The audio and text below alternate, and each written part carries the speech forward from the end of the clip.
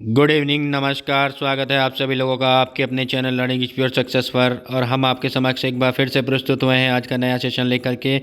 तो आज का नया सेशन आपकी सी-टेट परीक्षा की दृष्टि से बहुत ही महत्वपूर्ण होने वाला है। तो आप सभी से निवेदन है कि आप सभी लोग ज़्यादा से ज़्यादा संख्या में क्लास से जुड़ जाइए, क्लास को लाइक कीजिए, शेयर कीजिए और चैनल को सब्सक्राइब कीजिए। तो आज हम चर्चा करने वाले हैं राष्ट्रीय पाठ्यचर्या की रूपरेखा 2005 के बारे में, यानी नेशनल करिकुलम फ्रेमवर्क 2005 के बारे में, जो आपकी सभी शिक्षक भर्तियों के लिए बहुत ही महत्वपूर्ण है। तो चलिए प्रारंभ करते हैं आज की अपनी महत्वपूर्ण क्लास। और सबसे पहले क्लास के अंतर्गत कुछ महत्वपूर्ण टॉपिक के बारे में पॉइंट टू पॉइंट बात करेंगे और उसके बाद चर्चा करेंगे राष्ट्रीय पाठ्यचर्या 2005 की रूपरेखा के बारे में विस्तार से। तो चलिए प्रारंभ करते हैं आज की क्लास। तो चलिए जानते हैं पहले कुछ पॉइंट के बारे में जो आपकी परीक्षा के लिए पॉइंट टू पॉइंट इंपॉर्टेंट हैं। तो आज हम चर्चा करेंगे राष्ट्रीय पाठ्यचर्या की रूपरेखा 2005 के बारे में, यानी कि नेशनल करिकुलम फ्रेमवर्क 2005 के बारे में। अब यहाँ सर्वप्रथम आपको बताते हैं कि राष्ट्रीय पाठ्यचर्या की रूपरेखा की समिति के अध्यक्ष कौन थे। तो ये प्रोफेसर यशपाल थे। यहीं से आपका पहला प्रश्न बन जाता है कि राष्ट्रीय पाठ्यचर्या रूपरेखा 2005 की समिति के अध्यक्ष कौन थे। तो कौन थे? प्रोफेसर यशपाल थे। नेक्स्ट प्रश्न आपसे बनता है कि राष्ट्रीय पाठ्यचर्या की रूपरेखा किस मंत्रालय से संबंधित है। तो संबंधित मंत्रालय है शिक्षा मंत्रालय, भारत सरकार। शिक्षा मंत्रालय भारत सरकार, जिसको पहले जो है मानव संसाधन विकास मंत्रालय के नाम से जाना जाता था और हाल ही में इसको क्या कर दिया गया है? शिक्षा मंत्रालय कर दिया गया है। तो इम्पोर्टेंट है आपकी परीक्षा के लिए। नेक्स्ट है आपका राष्ट्रीय शिक्षा नीति 1986 के अनुसार राष्ट्रीय पाठ्यचर्या की रूपरेखा 2005 राष्ट्रीय शिक्षा प्रणाली को विकसित करने के साधन के रूप में जो है विकसित की गई है। आगे आपका राष्ट्रीय शिक्षा नीति 1986 के संदर्भ में 1988 में राष्ट्रीय पाठ्यचर्या प्राथमिक एवं माध्यमिक शिक्षा के लिए एक रूपरेखा को विकसित किया गया। अगला पॉइंट है आपका लगभग 12 वर्षों के अंतराल के बाद वर्ष 2000 में सन 2000 में तथा तत्पश्चात सन 2005 में स्कूली शिक्षा के लिए राष्ट्रीय पाठ्यचर्या की रूपरेखा को विकसित किया गया है। तो ये बहुत ही इंपॉर्टेंट पॉइंट है। यहाँ पे आपके यहाँ से एक एक पॉइंट आपकी परीक्षा में बनता है, तो आप इसका स्क्रीनशॉट लीजिए या नोट डाउन कीजिए। तो यहाँ हमने आपको क्या बताया कि राष्ट्रीय पाठ्यचर्या की रूपरेखा 2005 की समिति के अध्यक्ष कौन थे? प्रोफेसर यशपाल थे, जो कि आपकी परीक्षा के लिए इम्पोर्टेंट है। प्रोफेसर यशपाल थे, जो कि आपकी परीक्षा के लिए बहुत ही इम्पोर्टेंट है और ये प्रश्न आपकी परीक्षा में बनता ही बनता है। देख लीजिए यहाँ पे आप कि राष्ट्रीय पाठ्यचर्या रूपरेखा 2005 की समिति के अध्यक्ष कौन थे? प्रोफेसर यशपाल थे। इससे संबंधित मंत्रालय है ये राष्ट्रीय पाठ्यचर्या की रूपरेखा 2005 से संबंधित मंत्रालय कौन सा है? शिक्षा मंत्रालय, भारत सरकार। और राष्ट्रीय शिक्षा नीति 1986 के अनुसार राष्ट्रीय पाठ्यचर्या की रूपरेखा 2005 राष्ट्रीय शिक्षा प्रणाली को विकसित करने के लिए एक साधन है। अगला पॉइंट है हमारा राष्ट्रीय शिक्षा नीति 1986 के संदर्भ में 1988 में, कब? 1988 में राष्ट्रीय पाठ्यचर्या 2005 प्राथमिक एवं माध्यमिक शिक्षा के लिए एक रूपरेखा को विकसित किया गया है। आगे है आपका लगभग 12 वर्षों के अंतराल। कितने वर्षों के? लगभग 12 वर्षों के अंतराल वर्ष 2000 में तथा तत्पश्चात वर्ष 2005 में स्कूली शिक्षा के लिए राष्ट्रीय पाठ्यचर्या की रूपरेखा को विकसित किया गया है। तो ये बहुत ही इंपॉर्टेंट चीज़ें हैं, इन्हें आप नोट डाउन कीजिए, स्क्रीनशॉट लीजिए। चलिए चलते हैं नेक्स्ट। आगे हमारा राष्ट्रीय पाठ्यचर्या की रूपरेखा 2005 राष्ट्रीय पाठ्यचर्या की रूपरेखा 2005 को विद्यालय शिक्षा पर एक नवीनतम राष्ट्रीय दस्तावेज है। क्या है? राष्ट्रीय पाठ्यचर्या की रूपरेखा 2005 क्या है कि राष्ट्रीय पाठ्यक्रम की रूपरेखा 2005 विद्यालय शिक्षा पर एक नवीनतम राष्ट्रीय दस्तावेज है। इसको क्या है कि 1976 में शिक्षा को समृद्धि सूची में रखा गया है। किसमें? वर्ष 1976 में शिक्षा को समृद्धि सूची में रखा गया है और वर्ष 1976 से ही संपूर्ण राष्ट्र में संचालित विद्यालयों में कुछ मूलभूत बातों पर शिक्षा को समान रूप से लागू करने पर विचार किया गया। इसी के साथ राष्ट्रीय शिक्षा नीति 1986 ने पूरे देश की स्कूल पाठ्यचर्या में समान तत्वों की सिफारिश की। राष्ट्रीय पाठ्यचर्या पर सर्वप्रथम राष्ट्रीय पाठ्यचर्या की रूपरेखा 1988 को तैयार किया गया। इसके बाद भी बच्चों पर पाठ्यक्रम और पाठ्य पुस्तकों का जो बोझ है वो बढ़ता गया। यहाँ पे आप लिख लीजिएगा भार। तो पाठ्य पुस्तकों का भार बढ़ता ही गया। इसलिए शिक्षा के नाम पर बच्चों पर बढ़ते बोझ को कम करने के लिए 1993 में प्रोफेसर यशपाल का दस्तावेज शिक्षा बिना बोझ की शिक्षा को लाया गया।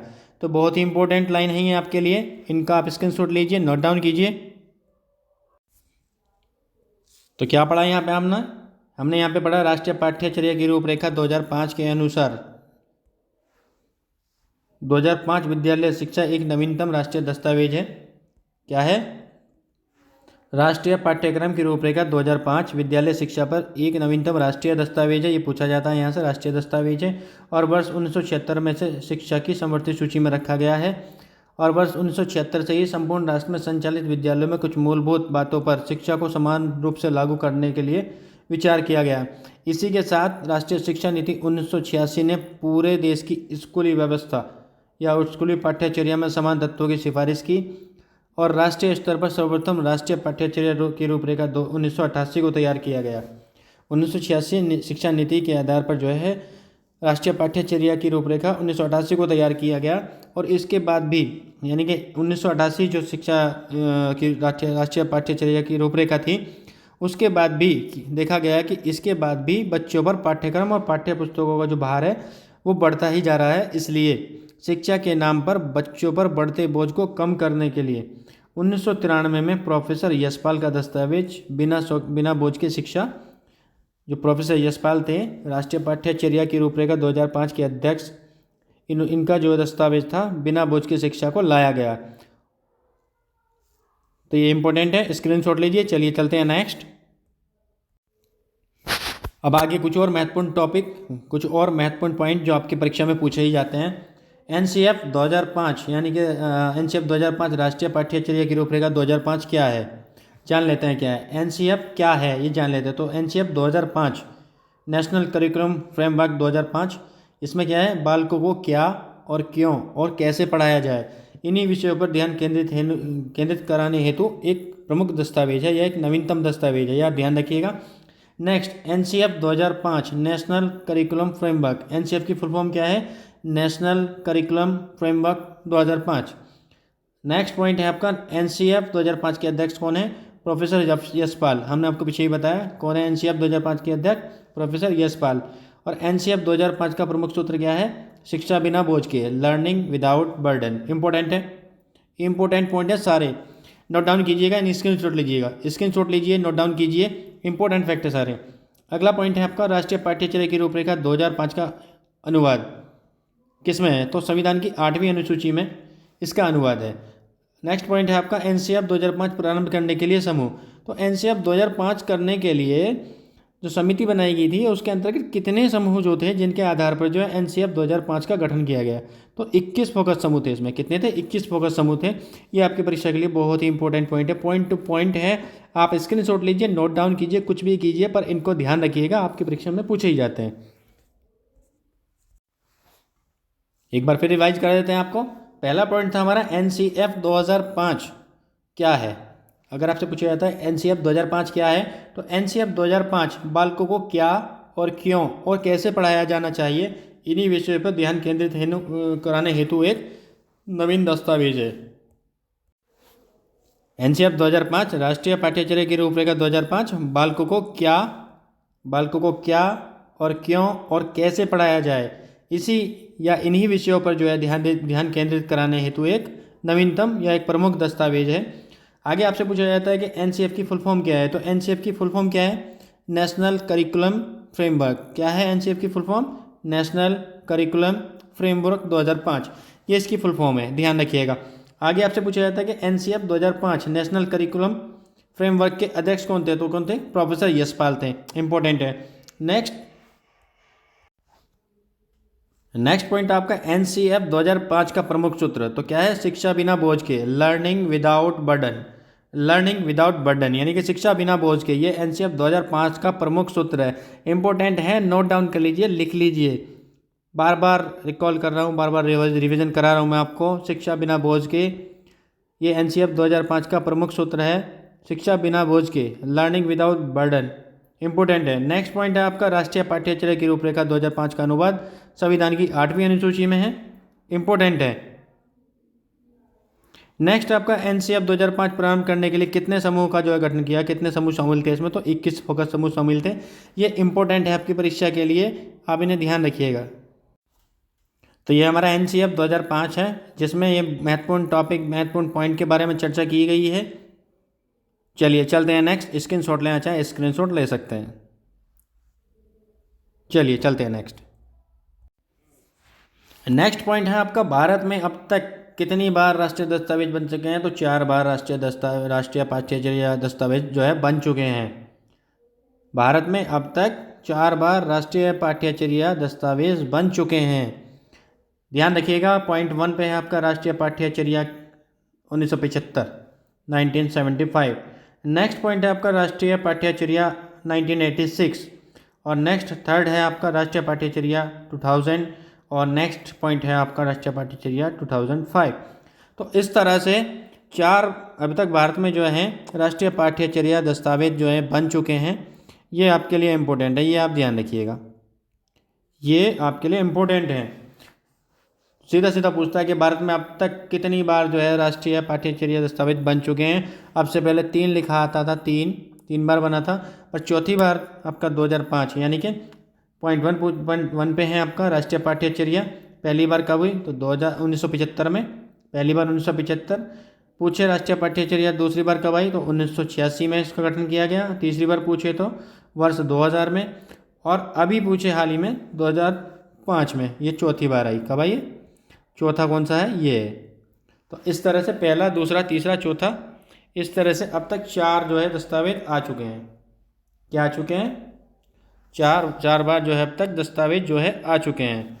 ये हमारा पहला था, फर्स्ट राष्ट्रीय पाठ्यचर्या 1975, और राष्ट्रीय पाठ्यचर्या 1986 ये सेकंड था, राष्ट्रीय पाठ्यचर्या 2000 ये थर्ड था हमारा, और राष्ट्रीय पाठ्यचर्या 2005 ये हमारा फोर्थ है। तो इस तरह से ये आपकी परीक्षा के लिए इंपॉर्टेंट है। स्क्रीनशॉट लीजिए, नोट डाउन कीजिए। चलिए चलते हैं नेक्स्ट। नेक्स्ट आपका पॉइंट है यहाँ पे कि राष्ट्रीय पाठ्यचर्या 2005 प्रारंभ करने के लिए 21 कितने समूह? अभी बताया था पीछे हमने कि 21 समूह को इसमें शामिल किया गया था, तो उन्हीं के बारे में हम आपको बता रहे हैं, आपको ध्यान रखने हैं। हालांकि पूछे बहुत कम जाते हैं, पूछे भी जाते हैं, पर यह है कि आपको ध्यान रखने हैं। हम आपको बता रहे हैं, आपको कहीं पता लगा हो नहीं पता लगा हो, किसी ने बताया नहीं बताया, पर हम आपको ये भी बता रहे हैं। 21 फोकस समूह बनाए जिन्होंने स्कूली शिक्षा का गहनता से अध्ययन किया और राष्ट्रीय स्तर पर चर्चा करने के पश्चात इन्हें NCERT द्वारा प्रकाशित किया गया। किसके द्वारा? NCERT द्वारा प्रकाशित किया गया। तो क्या बताया हमने आपको, ये आप ध्यान रखिएगा कि राष्ट्रीय पाठ्यचर्या 2005 प्रारंभ करने के लिए 21 कितने? 21 फोकस समूह बनाए गए जिन्होंने स्कूली शिक्षा को गहनता से अध्ययन किया और राष्ट्रीय स्तर पर चर्चा करने के पश्चात इन्हें NCERT द्वारा प्रकाशित किया गया। यानी कि राष्ट्रीय पाठ्यचर्या 2005 के अंतर्गत 21 समूह बनाए गए थे जिन्होंने जो है शिक्षा व्यवस्था को सुधार करने के लिए 21 समूह बनाए, और जिन पे स्टेप बाय स्टेप हम आपको बता रहे हैं आगे कि 21 समूह कौन कौन से थे। चलिए चलते हैं नेक्स्ट। स्क्रीनशॉट लेना चाहें स्क्रीनशॉट ले सकते हैं। तो ये आपके सामने 21 जो समूह हैं उनके बारे में हम आपको बता रहे हैं। तो राष्ट्रीय पाठ्यचर्या 2005 के अनुसार जो है ये महत्वपूर्ण समूह जो है जिनके द्वारा शिक्षा की जो व्यवस्था, यानी कि स्कूलों में जो शिक्षा की व्यवस्था है उसको सुधारने के लिए विचार किया गया। तो नंबर 1 है आपका शिक्षा का लक्ष्य है, यानी कि शिक्षा का लक्ष्य निर्धारित किया जाना चाहिए। शिक्षा का लक्ष्य निर्धारित किया जाना चाहिए। अगला, पाठ्यचर्या में बदलाव किया जाना चाहिए। नेक्स्ट आपका भारतीय भाषाओं का शिक्षण होना चाहिए, यानी कि बच्चों को उनकी मातृभाषा, स्थानीय भाषा, क्षेत्र भाषाओं में शिक्षण कराना जरूरी है, कराना चाहिए। नेक्स्ट आपका अंग्रेजी भाषा शिक्षण, गणित भाषा शिक्षण, विज्ञान भाषा शिक्षण। आगे आपका सामाजिक भाषा शिक्षण, सामाजिक विज्ञान शिक्षण, आवास और सीखना। ये आवास और सीखना, यहाँ पे आवास और सीखना, यानी कि आवास के बारे में जानकारी और सीखना कैसे, इस पर जोर दिया जाए। आगे आपका कला, संगीत, नृत्य और रंगमंच। नेक्स्ट आपका हस्तशिल्पों की धरोहर, इस पर विचार। और नेक्स्ट आपका कार्य और शिक्षा। नेक्स्ट है आपका प्रारंभिक बाल्यावस्था का विकास। तो इस तरह से ये इम्पोर्टेंट जो है पार्ट है आपके राष्ट्रीय पाठ्यचर्या के अंतर्गत समूह है। पहला हमने आपको बताया शिक्षा का लक्ष्य, नेक्स्ट बताया हमने पाठ्यचर्या में बदलाव, नंबर 3 भारतीय भाषाओं का शिक्षण, नंबर 4 अंग्रेजी शिक्षण, नंबर 5 गणित शिक्षण, नंबर 6 विज्ञान शिक्षण, नंबर 7 सामाजिक विज्ञान शिक्षण, नंबर 8 है आपका आवास और सीखना, नंबर 9 है आपका कला, संगीत, नृत्य और रंगमंच, नंबर 10 है आपका हस्तशिल्पों की धरोहर, हस्तशिल्पों की धरोहर। नंबर 11 है आपका कार्य और शिक्षा। नंबर 12 है आपका प्रारंभिक बाल्यावस्था का विकास। चलिए नेक्स्ट समूह के बारे में बताते हैं हम और कौन से हैं। चलिए चलते हैं नेक्स्ट। स्क्रीनशॉट लेना चाहें स्क्रीनशॉट ले सकते हैं। नेक्स्ट नंबर 13 पे हमारा जो समूह है वो है अनुसूचित जाति और जनजाति के बच्चों की समस्याएं।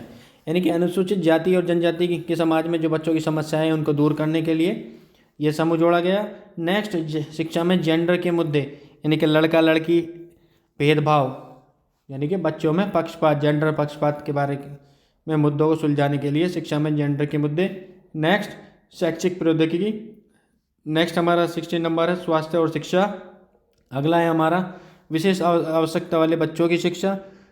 नेक्स्ट हमारा नंबर है शांति के लिए शिक्षा। नंबर 19 है हमारा पाठ्यचर्या, पाठ्यक्रम और पाठ्य पुस्तकें।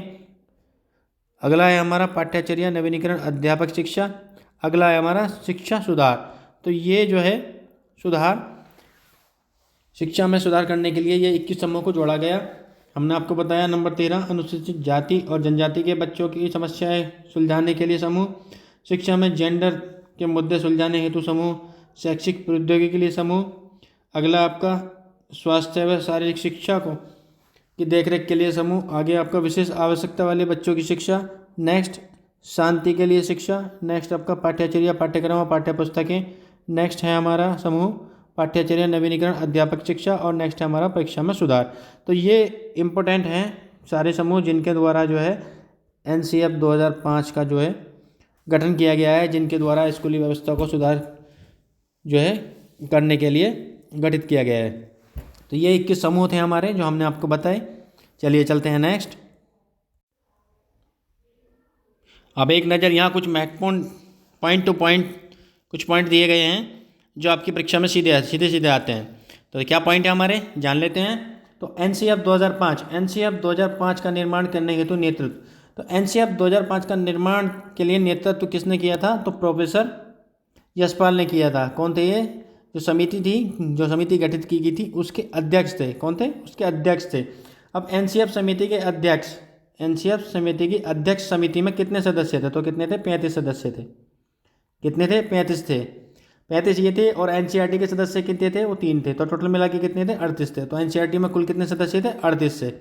आगे आपका है NCF 2005 के लिए पहल। तो NCF 2005 के लिए पहल किसने की थी? मानव संसाधन विकास मंत्रालय, जिसका अभी नाम क्या कर दिया गया है? शिक्षा मंत्रालय। ध्यान रखिएगा, शिक्षा मंत्रालय कर दिया गया है। नेक्स्ट NCF किस पे जोर देता है? तो त्रिभाषा सूत्र पर जोर देता है। किस पे देता है? त्रिभाषा सूत्र पर जोर देता है। नेक्स्ट है आपका पॉइंट NCF 2005 करके सीखने के नियम पर बल देता है। नेक्स्ट है आपका NCF 2005 में 2 सूत्रों पर जोर दिया गया है, एक ज्ञात से अज्ञात की ओर और दूसरा मूर्त से अमूर्त की ओर। नेक्स्ट है आपका NCF 2005 के निर्माण की स्वीकृति। तो NCF 2005 के निर्माण की स्वीकृति कैब द्वारा दी गई थी, यानी कि central advisory board of education द्वारा दी गई थी। नेक्स्ट है हमारा NCF 2005 का निर्माण रविंद्रनाथ टैगोर के निबंध सभ्यता एवं प्रगति के अनुसार या आधार पर किया गया है।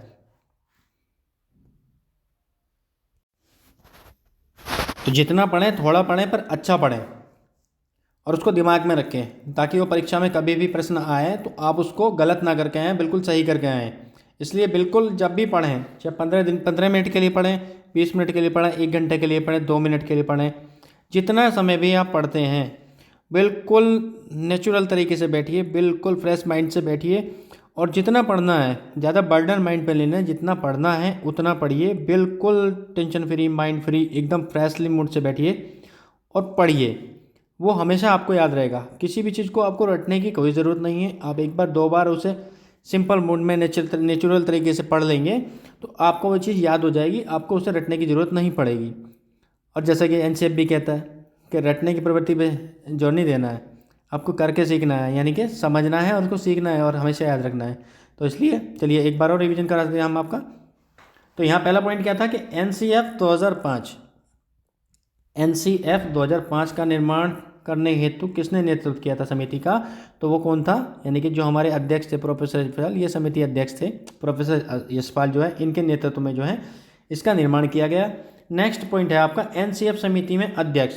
तो अध्यक्ष यहाँ पे NCF समिति में अध्यक्ष नहीं, ये सदस्य है। सदस्य, क्या है यहाँ पे, सदस्य। तो यहाँ पे कितने थे, 35 सदस्य थे और 3 सदस्य इसमें किसके थे, एनसीईआरटी के थे। तो टोटल मिला कितने थे, 38। तो आपसे प्रश्न यहाँ से कैसे भी बन सकता है कि एनसीईआरटी में कुल सदस्यों की संख्या कितनी थी, 38 थी, ठीक है। या एनसीईआरटी के सदस्य कितने थे, तो 3 थे, इस तरह से पूछ सकता है। नेक्स्ट है आपका एनसीएफ 2005 के लिए पहल। तो एनसीएफ 2005 के लिए पहल किसने की थी, तो मानव संसाधन विकास मंत्रालय द्वारा, जिसको आप क्या कहा जाता है, शिक्षा मंत्रालय कहा जाता है। आप सभी जानते हैं इसका नया नाम वापस शिक्षा मंत्रालय कर दिया गया है। स्टार्टिंग में आप जानते हैं कि राजीव गांधी के समय में जो है 1985 के दौरान जो है इसका नाम जो है, मतलब उनके शिक्षण काल में जो है इसका नाम मानव शिक्षा मंत्रालय कर दिया गया था जो है, और बाद में इसको जो है अभी हाल ही में क्या कर दिया गया है, शिक्षा मंत्रालय कर दिया गया है जी। मानव संसाधन विकास मंत्रालय का नाम हाल ही में क्या कर दिया गया है, शिक्षा मंत्रालय कर दिया गया है। तो ये इंपॉर्टेंट है। नेक्स्ट पॉइंट आपका दिया है कि एनसीएफ 2005 त्रिभाषा सूत्र पर जोर देता है। त्रिभाषा सूत्र पर जोर देता है यानी कि बच्चे की जो पहली भाषा होनी चाहिए वो मातृभाषा या स्थानीय भाषा होनी चाहिए। अगली भाषा आपकी हिंदी हो सकती है, नेक्स्ट भाषा आपकी अंग्रेजी हो सकती है, संस्कृत हो सकती है, तमिल हो सकती है। तो इस तरह से त्रिभाषा सूत्र पर जोर दिया। नेक्स्ट एनसीएफ 2005 करके सीखने के नियम पर बल देता है। जी बिल्कुल, एनसीएफ रटने की प्रवृत्ति पे, रटने के नियम पर बल नहीं देता है, एनसीएफ करके सीखने पर बल देता है। नेक्स्ट एनसीएफ 2005 में 2 सूत्रों पर जोर दिया गया है। कौन कौन से हैं, ज्ञात से अज्ञात और मूर्त से अमूर्त। ये भी इंपॉर्टेंट है, परीक्षा में आपके पूछ सकता है कि एनसीएफ ने किन 2 सूत्रों पर जोर दिया, तो ज्ञात से अज्ञात और मूर्त से अमूर्त। एनसीएफ 2005 के निर्माण की स्वीकृति किसने दी, तो कैब द्वारा दी गई थी। तो इसका फुल फॉर्म क्या गया कैब का, central advisory board of education, central advisory board of education द्वारा दी गई। नेक्स्ट आपका एनसीएफ 2005 का निर्माण कैसे हुआ या आधार क्या हुआ, तो ये जो है रविंद्रनाथ टैगोर के निबंध सभ्यता एवं प्रकृति के अनुसार जो है किया गया है। एनसीएफ 2005 का निर्माण रविंद्रनाथ टैगोर के निबंध सभ्यता एवं प्रगति के आधार पर किया गया है। तो ये कुछ इंपॉर्टेंट पॉइंट टू पॉइंट थे जो हमने आपको बताए। इनको आप रिवाइज कीजिए, याद कीजिए। कैसी लगी आपको हमारी क्लास बताइएगा। मिलते हैं आपसे जल्द ही अगली क्लास में।